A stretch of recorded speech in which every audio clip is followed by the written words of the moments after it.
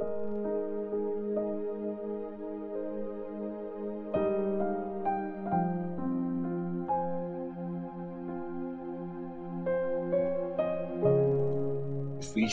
chapter 3. Ang pagsaserve ni Paul sa mga Gentiles. Dahil dito, kaya akong si Paul ay nakakulong para kay Christ Jesus at para sa inyo na mga Gentiles.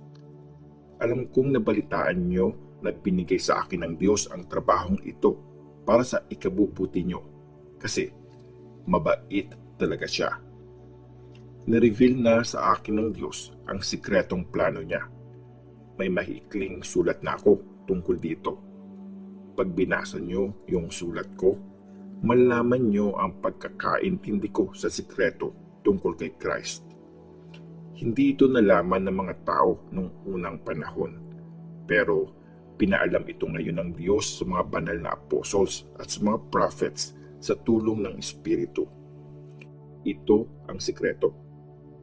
May parte din ang mga Gentiles sa mga blessings na tinanggap ng mga Diyos galing sa Diyos.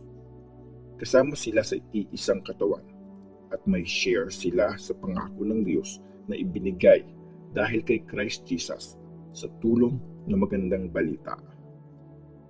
Ginawa akong lingkod ng magandang balita dahil sa sobrang kabaitan ng Diyos na binigay sa akin ayon sa pangyarihan niya. Actually, ako ang pinakamababa sa lahat ng taong pinili ng Diyos. Pero dahil sa sobrang kabaitan niya, pinagkatiwala niya sa akin ang trabahong i-preach sa mga Gentiles ang magandang balita tungkol sa sobra-sobrang kayamanan ni Christ.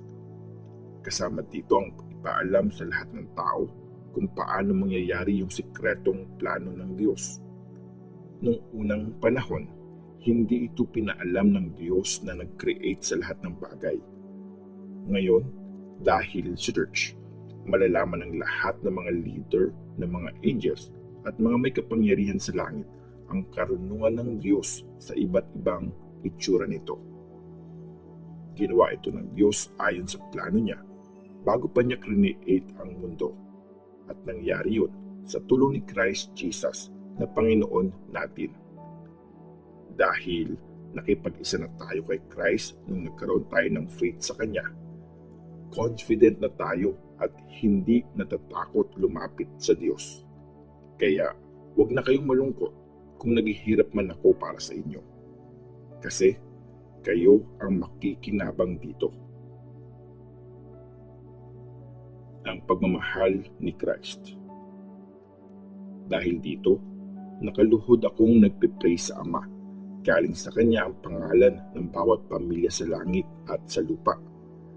Pinagpipray ko sa Diyos ayon sa kayamanan at karangalan niya na palakasin niya ang loob niyo at bigyan niya kayo ng kapangyarihan sa tulong ng Espiritu niya.